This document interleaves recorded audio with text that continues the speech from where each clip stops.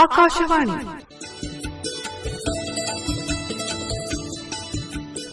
ಪ್ರಿಯ ಕೇಳುವರೇ, ಈಗ ಕೇಳಿ ಡಾಕ್ಟರ್ ಅನುರಾಧ ಶ್ರೀಕಾಂತ್ ಮಿರಜ್ಕರ್ ಅವರಿಂದ ಹೋಮಿಯೋಪತಿ ದಿನದ ಪ್ರಯುಕ್ತ ಭಾಷಣ.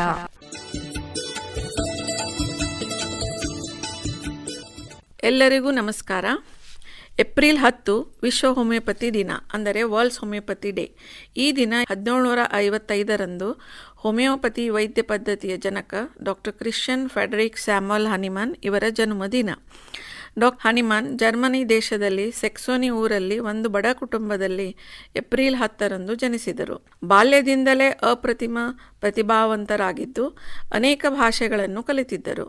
ಲೆಪ್ಸಿಕ್ನಲ್ಲಿ ವೈದ್ಯಕೀಯ ಪದವಿ ಪಡೆದು ಅನಂತರ ತಮ್ಮ 24ನೇ ವಯಸ್ಸಿನಲ್ಲಿ ವಿನ್ಯಾದಲ್ಲಿ ಅಂದಿನ ಅತಿ ಹೆಚ್ಚಿನ ಪದವಿಯಾದ MD ಪದವಿಯನ್ನು ಪಡೆದು ವೈದ್ಯ ವೃತ್ತಿಯನ್ನು ಪ್ರಾರಂಭಿಸಿದರು. ಮುಂದಿನ ಕೆಲವೇ ವರ್ಷಗಳಲ್ಲಿ ಸಂಶೋಧನೆ, ಅಭ್ಯಾಸ, ಪ್ರಕಟಣೆ ಹಾಗೂ ನಿಪುಣತೆ, ಕಠಿಣ ದುಡಿಮೆಯ ಫಲವಾಗಿ ಇಡೀ ಯುರೋಪಿನಲ್ಲಿ ವೈದ್ಯಕೀಯ ರಂಗದಲ್ಲಿ ಓರ್ವ ಅಥಾರಿಟಿ ಅನ್ನುವ ಮಟ್ಟಕ್ಕೆ ಪ್ರಸಿದ್ಧರಾದರು. ಆದರೆ ತಮ್ಮ ವೈದ್ಯ ಪದ್ಧತಿಯಲ್ಲಿ ಅನೇಕ ನ್ಯೂನತೆಗಳನ್ನು ಮನಗಂಡು ಚಿಕಿತ್ಸೆ ಹೊಂದಿ ಸಾಕಷ್ಟು ಆದಾಯ ತರುತ್ತಿದ್ದ ವೈದ್ಯ ಪದ್ಧತಿಯನ್ನು ತ್ಯಜಿಸಿ ತಮ್ಮ ಕುಟುಂಬದ ನಿರ್ವಹಣೆಗಾಗಿ ಭಾಷಾಂತರಕಾರರಾಗಿ ಕೆಲಸ ಮಾಡತೊಡಗಿದರು. ಆಗ 1790ರಲ್ಲಿ ಡಾಕ್ಟರ್ ಕಲೆನ್ ಔಷಧ ಗುಣಧರ್ಮ ಶಾಸ್ತ್ರವನ್ನು ಭಾಷಾಂತರಿಸುತ್ತಿರುವಾಗ ಸಿಂಕೋನಾ ಬಾರ್ಕ್ ಎಂಬ ಸಸ್ಯ ಔಷಧ ಕೆಳಗೆ ಮುಖ್ಯ ಅರ್ಥವುಳ್ಳ ಸೂಚನೆಯಲ್ಲಿ ಒಂದು ಬೆಳಕಿನ ಕಿರಣ ಕಾಣಿಸಿತು. ಅದು ಏನೆಂದರೆ, ಸಿಂಕೋನಾ ಬಾರ್ಕನ್ನು ಆರೋಗ್ಯವಂತ ಮನುಷ್ಯ ಸೇವಿಸಲಾಗಿ ಮಲೇರಿಯಾ ತರಹದ ರೋಗ ಲಕ್ಷಣಗಳು ಕಂಡುಬರುತ್ತವೆ ಎಂದು ಬರೆಯಲಾಗಿತ್ತು. ಇದನ್ನು ಅರಿತು ಹನಿಮನ್ನರು ತುಂಬ ವಿಚಾರ ಮಾಡಿದರು. ಇದು ಹೇಗೆ ಸಾಧ್ಯ? ಯಾಕೆಂದರೆ ಆ ಕಾಲಕ್ಕೆ ಮಲೇರಿಯಾ ರೋಗದಿಂದ ನರಳುವ ರೋಗಿಗಳಿಗೆ ಇದೇ ಸಿಂಕೋನಾ ಬಾರ್ಕನ್ನು ಕೊಡಲಾಗುತ್ತಿತ್ತು. ಒಂದೇ ಔಷಧವು ರೋಗವನ್ನು ಉತ್ಪತ್ತಿಸುವುದು ಮತ್ತು ಅದೇ ಔಷಧಿಯು ರೋಗವನ್ನು ಗುಣಪಡಿಸುತ್ತದೆ ಎಂದು ತಿಳಿದು ತುಂಬ ಕುತೂಹಲಕಾರರಾಗಿದ್ದರು. ಹೀಗಾಗಿ ಅವರೇ ಸ್ವಂತ ಸಿಂಕೋನಾ ಬಾರ್ಕ್ ತೊಗಟೆಯ ಕಷಾಯವನ್ನು ತಯಾರಿಸಿ ತಮ್ಮ ಮೇಲೆ ಪ್ರಯೋಗ ಮಾಡಿಕೊಂಡರು. ಔಷಧವನ್ನು ಸೇವಿಸಲಾಗಿ ಮಲೇರಿಯಾ ರೋಗ ಲಕ್ಷಣಗಳು ಕಂಡುಬಂದವು. ಅದೇ ಔಷಧವನ್ನು ಸೂಕ್ಷ್ಮ ಮತ್ತು ಸೂಕ್ತ ಪ್ರಮಾಣದಲ್ಲಿ ತೆಗೆದುಕೊಳ್ಳಲಾಗಿ ಗುಣಮುಖ ಹೊಂದಿದರು. ಹೀಗೆ ಬೇರೆ ಬೇರೆ ಔಷಧಗಳನ್ನು ಕೂಡ ಪ್ರಯೋಗ ಮಾಡಿದರು. ಈ ಪರಿಶೋಧನೆಯಿಂದ ರೋಗೋತ್ಪಾದಕ ಮತ್ತು ರೋಗ ನಿವಾರಕ ಈ ಗುಣಗಳ ಸಂಬಂಧವು ಸಮವಾಗಿರುವುದೆಂದು ಹೇಳಿದಂತಾಯಿತು. ಇದನ್ನು ಅನುಸರಿಸಿ ಸಿಮಿಲಿಯಾ ಸಿಮಿಲಿಬಸ್ ಕ್ಯುರೆಂಟರ್, ಸಮಸಮೇನ ಸಮಾನತೆ ಅಂತ ಸಿದ್ಧಾಂತ ಕಂಡು ಹಿಡಿದರು. ಸಿಮಿಲಿಯಾ ಸಿಮಿಲಿಬಸ್ ಕ್ಯುರೆಂಟರ್ ಅರ್ಥಾತ್ ಸಮಸಮೇನ ಸಮಾನತೆ ಇದೊಂದು ನಿಸರ್ಗ ನಿಯಮ. ಗುರುತ್ವಾಕರ್ಷಣೆಯಷ್ಟೇ ಸತ್ಯವೂ ಕೂಡ. ವೈದ್ಯಕೀಯ ಶಾಸ್ತ್ರದ ಪೂರ್ವ ಇತಿಹಾಸದಲ್ಲಿ ನೋಡಿದರೆ ಈ ಹೋಮಿಯೋಪತಿ ತತ್ವವು ತೀರ ಹೊಸ ಶೋಧನೆವೆಂದೆನಿಸುವುದಿಲ್ಲ. ಸಾವಿರಾರು ವರ್ಷಗಳ ಹಿಂದೆ ಸಂಸ್ಕೃತದಲ್ಲಿ ಸಮಸಮೇನ ಸಮಾನತೆ, ಉಷ್ಣಂ ಉಷ್ಣೇನ ಶಮ್ಯತೆ ಎಂದು ಶ್ಲೋಕದಲ್ಲಿ ಹೇಳಲಾಗಿದೆ. ಒಳಹೊಕ್ಕು ನೋಡಿದರೆ ಇದೇ ಸತ್ಯವು ನಮಗೆ ಗೋಚರವಾಗುವುದು. ಹೇಗೆಂದರೆ, ಉರಿ ಬಿಸಿಲಿನಿಂದ ಮನೆಗೆ ಬಂದಾಗ ಬೆಲ್ಲವನ್ನು ಅಥವಾ ಬಿಸಿ ಚಹಾ, ಬಿಸಿ ಕಾಫಿ ಕುಡಿಯಲಿಕ್ಕೆ ಕೊಡುತ್ತೇವೆ. ಈ ಅನುಭವದಿಂದ ಉಷ್ಣಂ ಉಷ್ಣೇನ ಶಮ್ಯತೆ ಇದು ಸತ್ಯ ಎನಿಸುತ್ತದೆ. ಹಾಗೆ ಹೋಮಿಯೋಪತಿ ತತ್ವ ಸಮಸಮೇನ ಸಮಾನತೆ ಈ ತತ್ವವು ನಿಸರ್ಗದ ತತ್ವವಾಗಿರುತ್ತದೆ. ಸಮಗಳು ಸಮಗಳಿಂದಲೇ ಶಮನಗೊಳ್ಳುತ್ತವೆ. ಈ ಚಿಕಿತ್ಸೆ ಪದ್ಧತಿಯಲ್ಲಿ ಒಂದು ನಿರ್ದಿಷ್ಟ ಮಾನದಂಡವಿಲ್ಲ. ಅಂದರೆ ಒಂದೇ ರೋಗದಿಂದ ಇಬ್ಬರು ಬೇರೆ ಬೇರೆ ವ್ಯಕ್ತಿಗಳು ಬಂದಾಗ ಒಂದೇ ಔಷಧ ನೀಡುವುದಿಲ್ಲ. ಅವರವರ ದೇಹದ ಅನುಗುಣವಾಗಿ ಔಷಧವನ್ನು ಕೊಡಬೇಕಾಗುತ್ತದೆ. ಅಂದರೆ ಪ್ರತಿ ರೋಗಿಗೆ ಪ್ರತ್ಯೇಕವಾಗಿ ಅವರ ರೋಗದ ಗುಣಧರ್ಮಗಾಗಿ ಒಂದೇ ಔಷಧವನ್ನು ಕಡಿಮೆ ಪ್ರಮಾಣದಲ್ಲಿ ನೀಡಲಾಗುವುದು. ಅಂದರೆ ನಮ್ಮ ಈ law of similars, law of simplex, law of minimum, ಒಂದೇ ಔಷಧ ಮತ್ತು ಕಡಿಮೆ ಪ್ರಮಾಣದಲ್ಲಿ ಅವರ ಗುಣಗಳ ಅನುಸಾರವಾಗಿ ಕೊಡುತ್ತೇವೆ.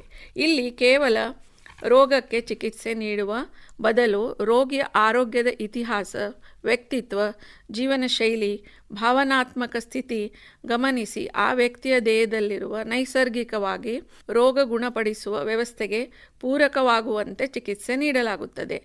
ಅಂದರೆ trios of life, mind, body, spirit ಮೂರನ್ನು ಸ್ಟಡಿ ಮಾಡಿ ಒಂದು ಔಷಧವನ್ನು ಕೊಡುತ್ತೇವೆ. ಈ ವ್ಯಕ್ತಿಗತ ಔಷಧಿಯು ದೇಹದ ಆಂತರಿಕ ಸಮತೋಲನ ವ್ಯವಸ್ಥೆಯನ್ನು ಪ್ರಚೋದಿಸಿ ಅನೇಕ ದೀರ್ಘಕಾಲಿಕ ಕಾಯಿಲೆಗಳನ್ನು ಗುಣಪಡಿಸುವುದರಲ್ಲಿ ಸಂಶಯವೇ ಇಲ್ಲ ಮತ್ತು ನಮ್ಮ ದೇಹದಲ್ಲಿರುವ ರೋಗ ನಿರೋಧಕ ವ್ಯವಸ್ಥೆಯನ್ನು ಬಲಪಡಿಸುತ್ತದೆ ಹಾಗೂ ರೋಗವನ್ನು ಮೂಲದಿಂದ ಗುಣಪಡಿಸಲು ಸಾಧ್ಯವಾಗುತ್ತದೆ. ಚಿಕಿತ್ಸೆ ಪದ್ಧತಿ ಎನ್ನುತ್ತಿದ್ದಂತೆ ಎಲ್ಲರಿಗೂ ಮಾತ್ರೆ, ಔಷಧ, ಚುಚ್ಚುಮದ್ದು ಅಥವಾ ಇಂಜೆಕ್ಷನ್, ಆಪರೇಷನ್ ಹೀಗೆ ಸಾಮಾನ್ಯರಲ್ಲಿ ಅನೇಕ ವಿಧಗಳ ಬಗ್ಗೆ ಗೊಂದಲಗಳು ಮೂಡುತ್ತವೆ.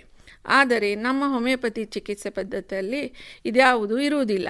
ಕೇವಲ ಸಿಹಿ ಮಾತ್ರೆಗಳಿಂದ ಚಿಕಿತ್ಸೆ ನೀಡಲಾಗುತ್ತದೆ. ರೋಗ ಲಕ್ಷಣ, ರೋಗದ ತೀವ್ರತೆ ನೋಡಿ ಎಷ್ಟು ದಿನಗಳು ಅಥವಾ ತಿಂಗಳು ಕಾಲ ಚಿಕಿತ್ಸೆ ನೀಡಬಹುದು ಎಂಬುದನ್ನು ವೈದ್ಯರು ನಿರ್ಧರಿಸುತ್ತಾರೆ. ಹೋಮಿಯೋಪತಿ ಚಿಕಿತ್ಸೆಯಲ್ಲಿ ಅಂದಾಜು 4,000 ಮೇಲ್ಪಟ್ಟು ಔಷಧಗಳು ಲಭ್ಯವಿವೆ. ಔಷಧಗಳನ್ನು ಸಸ್ಯ, ಪ್ರಾಣಿ, ಖನಿಜಗಳು ಹೀಗೆ ನೈಸರ್ಗಿಕವಾಗಿ ಸಿಗುವ ಮೂಲಗಳಿಂದಲೇ ತಯಾರಿಸಲಾಗುತ್ತದೆ. ಇದರಿಂದ ದೇಹದ ಮೇಲೆ ಅಡ್ಡ ಪರಿಣಾಮ ಅಥವಾ ಬೇರೆ ಯಾವುದೇ ತೊಂದರೆಗಳಾಗಬಹುದು ಎಂಬ ಭಯ ಬೇಡ. ಔಷಧಿಯನ್ನು ನೇರವಾಗಿ ಆರೋಗ್ಯವಂತ ಮನುಷ್ಯನ ಮೇಲೆ ಪ್ರಯೋಗ ಮಾಡಿ ನಂತರ ಅನಾರೋಗ್ಯ ಮನುಷ್ಯನಿಗೆ ರೋಗಕ್ಕೆ ಅನುಗುಣವಾಗಿ ಔಷಧಗಳನ್ನು ನೀಡಲಾಗುತ್ತದೆ. ಇದನ್ನು ಎಲ್ಲ ಸಿದ್ಧಪಡಿಸಿದ್ದಾರೆ. ಹಾಗೆಯೇ ಈ ವಿಧಾನದಲ್ಲಿ ರೋಗದ ಕೆಲವು ಅಂಶ ಅಥವಾ ಕ್ರಿಮಿಗಳನ್ನು ಅಂದರೆ ಸಾರ್ಕೋಡ್ಸ್ ಅಂತ ಒಂದು ಔಷಧ ಇರುತ್ತದೆ.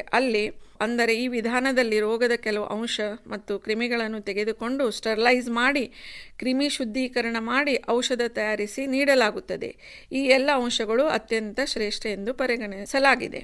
ಹೋಮಿಯೋಪತಿ ಔಷಧಗಳು ಹೆಚ್ಚು ದುಬಾರಿ ಇರುವುದಿಲ್ಲ. ಇದರಿಂದ ಜನಸಾಮಾನ್ಯರು ಕೂಡ ಚಿಕಿತ್ಸೆ ಪಡೆಯಬಹುದು. ಈ ಪದ್ಧತಿಯಲ್ಲಿ ಸುರಕ್ಷತೆ ಹೆಚ್ಚು ಆದ್ಯತೆ ನೀಡುವುದರಿಂದ ಎಲ್ಲ ವರ್ಗದವರು ಈ ಔಷಧವನ್ನು ಬಳಸಬಹುದಾಗಿದೆ. ಆದರೆ ಕಡ್ಡಾಯವಾಗಿ ವೈದ್ಯರ ಸಲಹೆ ಮೇರೆಗೆ ಔಷಧ ಬಳಸಬೇಕು ಎಂಬುದನ್ನು ಮರೆಯಬಾರದು. ದೀರ್ಘಕಾಲೀನ ಆರೋಗ್ಯ ಸಮಸ್ಯೆಗಳು, ಅಲರ್ಜಿಗಳು, ಚರ್ಮದ ತೊಂದರೆಗಳು, ಮಕ್ಕಳ ಸಮಸ್ಯೆಗಳಿಗೆ ಹೋಮಿಯೋಪತಿ ಉತ್ತಮ ಚಿಕಿತ್ಸಾ ವಿಧಾನವಾಗಿದೆ. ಹಾಗೆಯೇ kidney stones, appendicitis, tonsils, fibroid, ಬಂಜೆತನ, ಆರಂಭಿಕ ಹಂತದಲ್ಲಿರುವ ಎಲ್ಲ ಕ್ಯಾನ್ಸರಿನಂಥ ಗಂಭೀರ ಕಾಯಿಲೆಗಳಿಗೂ ಈ ಪದ್ಧತಿಯಲ್ಲಿ ಚಿಕಿತ್ಸೆ ಇದೆ. 30 ವರ್ಷಗಳ ಸುದೀರ್ಘ ಚಿಕಿತ್ಸೆ ಪಯಣದಲ್ಲಿ ಸಾವಿರಾರು ರೋಗಿಗಳಿಗೆ ಚಿಕಿತ್ಸೆ ನೀಡಿ ಈ ಅಂಶ ನನ್ನ ಗಮನಕ್ಕೂ ಬಂದಿದೆ. ಅನೇಕ ದೀರ್ಘಕಾಲೀನ ಸಮಸ್ಯೆಗಳಿಂದ ಬಳಲುತ್ತಿದ್ದ ರೋಗಿಗಳು ಹೋಮಿಯೋಪತಿ ಚಿಕಿತ್ಸೆ ಪಡೆದು ಗುಣಮುಖರಾಗಿದ್ದಾರೆ. ಹೋಮಿಯೋಪತಿ ಮತ್ತೊಂದು ಮಹತ್ವದ ಅಂಶವೆಂದರೆ ಇಲ್ಲಿ ಔಷಧಗಳು ರೋಗ ಬರುವ ಮೊದಲೇ ಸಿದ್ಧವಾಗಿವೆ. ಉದಾಹರಣೆಗೆ ಕೊರೋನಾದಂಥ ವೈರಸ್ನಿಂದ ಬಂದ ಸಮಸ್ಯೆಗೆ ವೈರಸ್ ಬಂದು ಸಮಸ್ಯೆ ಉಂಟು ಮಾಡಿದ ಮೇಲೆ ಔಷಧ ಕಂಡುಹಿಡಿಯುವ ಪ್ರಸಂಗ ಎದುರಾಯಿತು. ಆದರೆ ಹೋಮಿಯೋಪತಿಯಲ್ಲಿ ಇಂಥ ವ್ಯವಸ್ಥೆ ಇಲ್ಲ. ಮುಂದೆ ವೈರಸ್ನಿಂದ ಬರಬಹುದಾದ ಎಂದು ಊಹಿಸಲಾಗುವ ಅನೇಕ ಸಮಸ್ಯೆಗಳಿಗೆ ಹೋಮಿಯೋಪತಿ ಚಿಕಿತ್ಸೆ ಪದ್ಧತಿಯಲ್ಲಿ ಈಗಾಗಲೇ ಔಷಧಗಳು ಸಿದ್ಧವಾಗಿವೆ. ಈಗಾಗಲೇ ಸಂಶೋಧಿಸಲಾದ ಔಷಧವನ್ನು ರೋಗಿಗೆ ಅನುಗುಣವಾಗಿ ಕೊಡುವುದೇ ವೈದ್ಯರ ಕೆಲಸ. ಜಾಗತಿಕವಾಗಿ 100 ರಾಷ್ಟ್ರಗಳಲ್ಲಿ ಅನೇಕ ವರ್ಷಗಳಿಂದ ಹೋಮಿಯೋಪತಿ ಚಿಕಿತ್ಸೆ ಪದ್ಧತಿ ಜಾರಿಯಲ್ಲಿದೆ. ಒಟ್ಟಾರೆ ಹೋಮಿಯೋಪತಿ ವೈದ್ಯಕೀಯ ಪದ್ಧತಿಯಲ್ಲಿ ರೋಗಿಗಳ ವಿಭಿನ್ನತೆ, ಅನನ್ಯತೆಗೆ ಹೆಚ್ಚಿನ ಮಹತ್ವವನ್ನು ನೀಡಿ ನೈಸರ್ಗಿಕವಾಗಿ ಹೆಚ್ಚಿನ ಅಡ್ಡ ಪರಿಣಾಮಗಳಿಲ್ಲದೆ ರೋಗಿಯನ್ನು ಗುಣಪಡಿಸಲಾಗುತ್ತದೆ. ಹೋಮಿಯೋಪತಿ ಚಿಕಿತ್ಸಾ ಪದ್ಧತಿಯ ವೈಶಿಷ್ಟ್ಯವೆಂದರೆ ಇಲ್ಲಿ ರೋಗಿಗೆ ಚಿಕಿತ್ಸೆ ಕೊಡಲಾಗುವುದು ರೋಗಕ್ಕಲ್ಲ ಮತ್ತು ಇಲ್ಲಿ ರೋಗವನ್ನು ಅತಿ ಕಡಿಮೆ ಸಮಯದಲ್ಲಿ ಯಾವುದೇ ತರಹದ ಔಷಧದ ದುಷ್ಪರಿಣಾಮವಿಲ್ಲದೆ ರೋಗವನ್ನು ಬುಡ ಸಮೇತವಾಗಿ ತೆಗೆದುಹಾಕಬಹುದು ಮತ್ತು ಕಡಿಮೆ ವೆಚ್ಚದಲ್ಲಿ ಶೀಘ್ರವಾಗಿ ಮತ್ತು ಶಾಶ್ವತವಾಗಿ ಗುಣಪಡಿಸಲಾಗುತ್ತದೆ. ಮುಖ್ಯವಾದ ಎಚ್ಚರಿಕೆ ವಹಿಸಬೇಕಾದ ಸಂಗತಿಗಳೆಂದರೆ ಯಾವುದೇ ಕಾಯಿಲೆಗೆ ಸ್ವಯಂ ಚಿಕಿತ್ಸೆ ಪಡೆಯುವುದು ಹೆಚ್ಚು ಅಪಾಯಕಾರಿ. ಬೇರೆ ಯಾರಿಗೋ ಕೊಟ್ಟ ಔಷಧಿಯನ್ನು ಇನ್ನೊಬ್ಬರು ಬಳಸಿಕೊಳ್ಳುವುದು ಸಹ ಅಷ್ಟೇ ಅಪಾಯಕಾರಿ. ರೋಗಿಯು ಹೋಮಿಯೋ ಚಿಕಿತ್ಸೆ ಪಡೆಯುತ್ತಿರುವಾಗ ಬೀಡಿ, ಸಿಗರೇಟು, ತಂಬಾಕಿನ ಸೇವೆಯನ್ನು ಸಂಪೂರ್ಣ ನಿಲ್ಲಿಸಬೇಕು. ಮದ್ಯಪಾನವನ್ನು ಮಾಡಲೇ ಕೂಡದು. ಯಾವುದಕ್ಕೂ ನುರಿತ ವೈದ್ಯರ ಸಲಹೆಯ ಮೇರೆಗೆ ಈ ಚಿಕಿತ್ಸೆ ಪಡೆಯಬೇಕು ಎಂಬುದನ್ನು ಮರೆಯಬಾರದು. ಕಡೆಯದಾಗಿ ಇದನ್ನು ಹೇಳಬಯಸುತ್ತೇನೆ. ಭಾರತದ ರಾಷ್ಟ್ರಪಿತ ಮಹಾತ್ಮ ಗಾಂಧೀಜಿಯವರು ಡಾಕ್ಟರ್ ಹನಿಮನ್ನರ ಬಗ್ಗೆ ಉಚ್ಚ ತರಗತಿಯ ಗೌರವದ ಮಾತುಗಳನ್ನು ನುಡಿದಿದ್ದಾರೆ. ಏನೆಂದರೆ, ಹೋಮಿಯೋಪತಿ ವೈದ್ಯ ಪದ್ಧತಿಯು ರೋಗಿಗಳನ್ನು ಕಡಿಮೆ ವೆಚ್ಚದಲ್ಲಿ ಅಹಿಂಸಾತ್ಮಕವಾಗಿ ಉಪಚರಿಸಬಲ್ಲ ಅತ್ಯಾಧುನಿಕ ಮತ್ತು ಪರಿಶುದ್ಧ ಶಾಸ್ತ್ರವಾಗಿದೆ. ಸರ್ಕಾರವು ನಮ್ಮ ದೇಶದಲ್ಲಿ ಈ ಶಾಸ್ತ್ರವನ್ನು ಪ್ರೋತ್ಸಾಹಿಸಿ ಪೋಷಿಸಲೇಬೇಕು ಎಂದು ಗಾಂಧೀಜಿಯವರು ಹೇಳಿದ್ದಾರೆ. ಹಾಗೆಯೇ ಮತ್ತೆ ಅವರು ನನ್ನ ಅಹಿಂಸೆಗೆ ಹೇಗೆ ಎಂದೂ ಸೋಲು ಇಲ್ಲವೋ ಅದರಂತೆ ಹೋಮಿಯೋಪತಿ ಶಾಸ್ತ್ರಕ್ಕೂ ಎಂದೂ ಸೋಲು ಇಲ್ಲ. ಆದರೆ ಈ ಶಾಸ್ತ್ರದ ಅನುಯಾಯಿಗಳು ತತ್ವಗಳನ್ನು ತಪ್ಪಾಗಿ ಬಳಸಿದರೆ ಅವರಿಗೆ ಮಾತ್ರ ಸೋಲು ಖಚಿತ. ದಿವಂಗತ ಹನಿಮನ್ನರು ಉಚ್ಚ ಮಟ್ಟದ ಬುದ್ಧಿ ಮತ್ತು ಸ್ವಸ್ಥಶಾಲಿ ವ್ಯಕ್ತಿಯಾಗಿದ್ದರು. ಮನುಕುಲದ ಅಗಣಿತ ಪ್ರಾಣಿಗಳನ್ನು ಉಳಿಸಲಿಕ್ಕೆ ಅವರು ಕಾರಣಭೂತರಾದರು. ಅವರ ಕರ್ಮ ಕೌಶಲ್ಯಕ್ಕೆ, ಅವರು ಗೈದ ಮಾನವೀಯತೆಯ ಅದ್ಭುತ ಸೇವಾ ಕಾರ್ಯಕ್ಕೆ ನಾನು ತಲೆಬಾಗಿಸುತ್ತೇನೆ ಎಂದು ಮಹಾತ್ಮ ಗಾಂಧಿ 1936 ಆಗಸ್ಟ್ 30ನೇ ತಾರೀಕಿಗೆ ಈ ಮಾತುಗಳನ್ನು ಹೇಳಿದ್ದರು. ಈಗ ಡಾಕ್ಟರ್ ಹನಿಮನ್ನರು ಇಲ್ಲದಾಗಿ 271 ವರ್ಷಗಳಾಗಿದ್ದರೂ ಅವರು ಶೋಧಿಸಿದ ಹೋಮಿಯೋಪತಿ ಚಿಕಿತ್ಸಾಶಾಸ್ತ್ರವು ಜಗತ್ತಿನ ಮೂಲೆ ಮೂಲೆಯಲ್ಲಿ ಪ್ರಚಾರಗೊಂಡು ಜೀವಿಸಿದೆ. ಅಮೆರಿಕ, ಯುರೋಪ್, ಏಷ್ಯಾ ರಾಷ್ಟ್ರಗಳಲ್ಲಿ ಸಹಸ್ರಾರು ವೈದ್ಯಗಳು ಈ ಹೋಮಿಯೋಪತಿ ವ್ಯವಸಾಯವನ್ನು ಕೈಗೊಂಡಿದ್ದಾರೆ. ನಮ್ಮ ಭಾರತ ದೇಶದ ಬಗ್ಗೆ ಮಾತನಾಡುವುದಾದರೆ ಹೋಮಿಯೋಪತಿಯು ಇತ್ತೀಚೆಗೆ ಪ್ರಚಾರ ಹೊಂದಿದ್ದನ್ನು ನೋಡಿದರೆ ಅನೇಕ ಮನೆಗಳಲ್ಲಿ ಯಾರು ಹೋಮಿಯೋಪತಿ ಚಿಕಿತ್ಸೆ ಪಡೆಯುತ್ತಾರೆ ಅವರಿಗೆಲ್ಲ ಹೋಮಿಯೋಪತಿಯ ಸವಿಯಾದ ಸಿಹಿ ಗುಳಿಗೆಗಳೇ ಕಂಡು ಬರುತ್ತದೆ ಮತ್ತು ಕೇಳಿ ಬರುತ್ತದೆ. ಇತ್ತೀಚೆಗೆ ಈ ಚಿಕಿತ್ಸೆಯನ್ನು ದನ, ಕರು, ಸಾಕು ಪ್ರಾಣಿಗಳ ಮೇಲೂ ಮತ್ತು ಕೃಷಿ ಉತ್ಪನ್ನಗಳ ಮೇಲೂ ಪ್ರಯೋಗ ಮಾಡಿ ಉತ್ತಮ ಫಲ ನೀಡಿ ಇದು ಯಶಸ್ವಿಯಾಗಿದೆ. ಅವರು ನೆಟ್ಟು ಬೆಳೆಸಿದ ಸಸಿಯು ಈಗ ಹೆಮ್ಮರವಾಗಿ ಬೆಳೆದು ಜಗತ್ತಿನ ನರಳುವ ರೋಗಿಗಳಿಗೆ ಆರೋಗ್ಯದ ಫಲವನ್ನು ನೀಡುತ್ತದೆ. ಧನ್ಯವಾದ.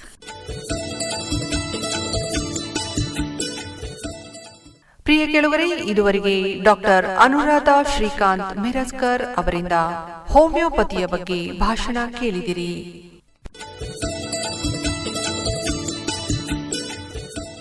ಸಂಕಲನ ಸವಿತಾ ದೇಶಮುಖ್. ಕಾರ್ಯಕ್ರಮದ ನಿರ್ವಹಣೆ ಬಿ ಸಿದ್ದಣ್ಣ.